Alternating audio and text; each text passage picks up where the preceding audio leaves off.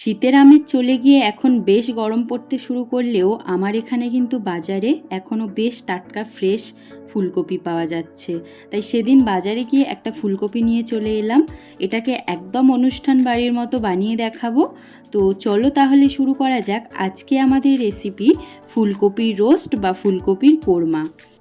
তো প্রথমেই আমি একটা মাঝারি সাইজের ফুলকপি নিয়েছি, ওটাকে হাতের সাহায্যে ঠিক এইভাবে ভেঙে নেব। ফুলকপির রোস্ট বানানোর জন্য কিন্তু সঠিক মাপের ফুলকপি কাটা অত্যন্ত জরুরি। এখন ছুরির সাহায্যে ফুলকপির শক্ত অংশটাকে কেটে বাদ দিয়ে দেব ঠিক এইভাবে। আর বড় সাইজের টুকরোগুলোকে মাঝখান থেকে 2 ভাগ করে নেব।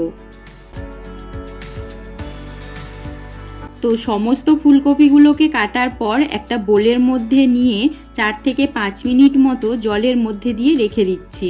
ফুলকপিটা কিছুক্ষণ জলের মধ্যে রেখে দিলে ভিতরে কোনো রকম পোকামাকড় থাকলে সব বাইরে চলে আসবে। আর 4 থেকে 5 মিনিট পর খুব ভালোভাবে ধুয়ে তুলে নেব। এখন গ্যাসটাকে অন করে একটা প্যান বসিয়ে তার মধ্যে 1 টেবিল চামচ মতো বাটার দিয়ে দিলাম। তোমরা চাইলে তেল ও বাটার বা শুধুমাত্র সাদা তেলও দিতে পারো, তবে সর্ষের তেলটা অ্যাভয়েড করবে। বাটারটা গলে যাওয়ার পর কেটে রাখা ফুলকপিগুলো দিয়ে দিলাম, সাথে সামান্য লবণ দিয়ে লো থেকে মিডিয়াম আঁচে ঢাকা দিয়ে ভেজে নেব।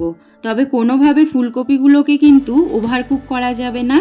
60 থেকে 70% মতো সিদ্ধ হয়ে গেলে আর এই রকম হালকা সোনালি কালার চলে এলে ফুলকপিগুলোকে তুলে নেব।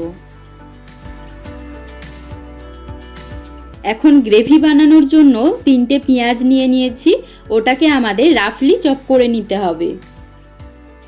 ওই একই প্যানের মধ্যে আবারও কিছুটা পরিমাণ বাটার দিয়ে কেটে রাখা পেঁয়াজটা দিয়ে দিলাম 4 থেকে 5 কোয়া রসুন, হাফ ইঞ্চ মতো আদা, সাথে 6 থেকে 7টা কাজু, 4 থেকে 5টা আমন্ড, 15 থেকে 12টা মতো কিশমিশ ভিজিয়ে রেখেছিলাম, ওটাও দিয়ে দিলাম। সাথে দিলাম 2টো শুকনো লঙ্কা, একটা দারুচিনির স্টিক, 2টো লবঙ্গ, 2টো এলাচ আর একটুখানি জাবিত্রি দিয়ে সমস্ত মশলাটাকে হালকা আঁচে আমাদেরকে ভেজে নিতে হবে। এখানেও একটা কথা মাথায় রাখতে হবে যে মশলাগুলো কোনো রকমভাবে পুড়ে না যায়। 5 থেকে 7 মিনিট মতো ভাজার পর একদম সোনালি কালার চলে এলে এগুলোকে তুলে নিয়ে ঠান্ডা করে মিক্সিতে পেস্ট বানিয়ে নেব। এখন রান্নার একদম মেন প্রসেসে চলে এসেছি।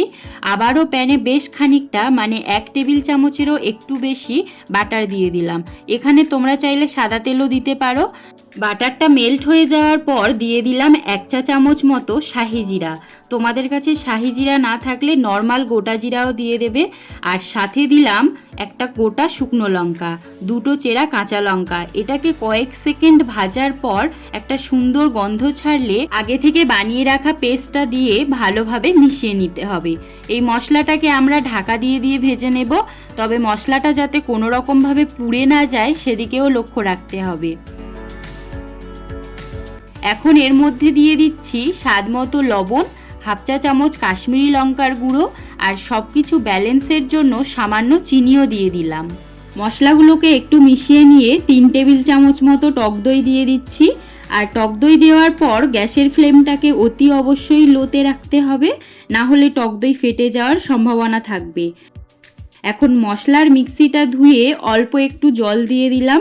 এইভাবে মশলাটাকে লো ফ্লেমে 5 থেকে 7 মিনিট মতো কষানোর পর ভেজে রাখা ফুলকপিটা দিয়ে সব কিছু একসাথে ভালোভাবে মিশিয়ে নিতে হবে।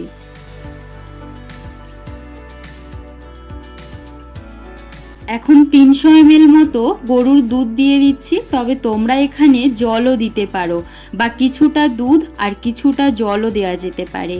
তবে আমি একদম অনুষ্ঠান বাড়ির মতো বানানোর জন্য পুরোটাই দুধ দিলাম। এখন একদম লো ফ্লেমে 8 থেকে 10 মিনিট মতো ফুটিয়ে নিতে হবে। তো এখানে একটা কথা বলে রাখি, আমার রেসিপিটা যদি তোমাদের ভালো লেগে থাকে তো তাহলে চ্যানেলটিকে অবশ্যই সাবস্ক্রাইব ও শেয়ার করে পাশে থেকো।